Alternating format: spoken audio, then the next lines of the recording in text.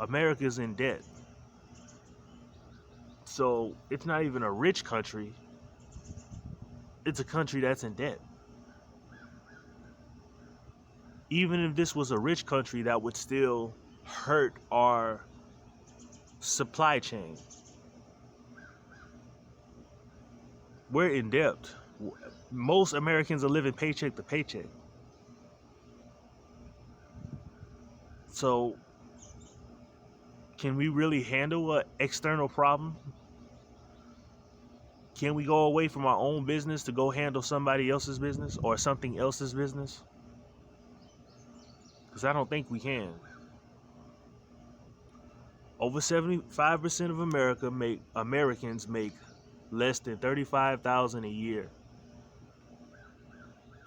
That's lower than poor.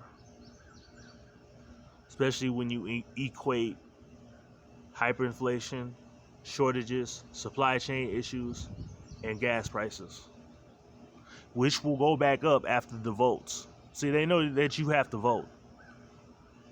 It's voting season. They want you to vote, so that's why they made sure that the gas prices got back under control, because they knew that they would lose everything. After they stopped pretending the supply chain is okay by using their own resources, when they pull their own resources out, you're gonna see what it really feels like to be in a shortage, a mega drought, a Great Depression, a Great Recession, a Great Resignation. It's over for America. And the leaders that you pay to do something about that, they're spending your money on cocaine and strippers.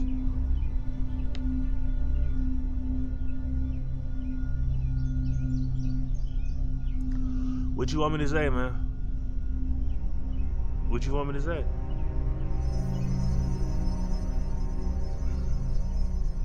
There's nothing else I can tell you. When your leaders start purposely doing things that affect your health and your lifespan, it's over. They want you gone, and they're going to use their resources to get you gone.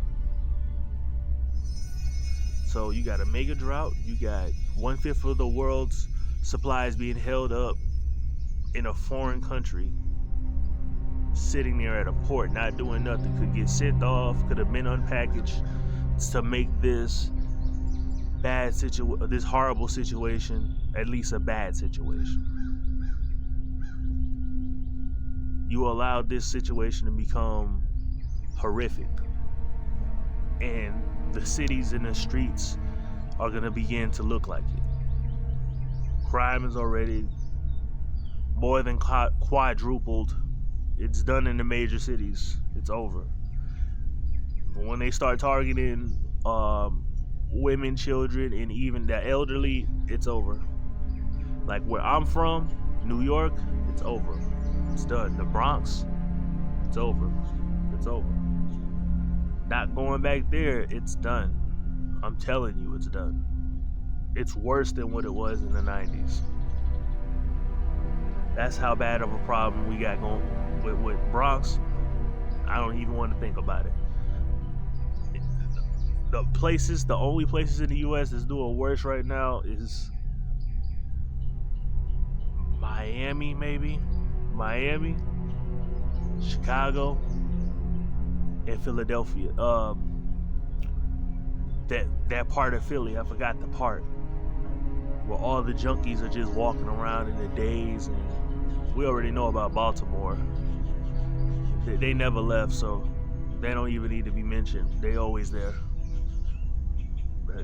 I guess there ain't no big money in Baltimore. Baltimore started off as a very political state, and then after that, or city, and then after that, it's done. So things change, I guess, right? And the status has changed for what America can be useful. how America can be useful. So you're no longer needed. We're no longer needed. They're throwing this. They're purposely destroying their own country because it's gonna cost them more money to keep it running and cause them more issues to keep the thing running than to just collapse it now and save yourself the expenses, because you're an expense and you're in debt. So how can you pay your expense? You already owe somebody else's your expenses.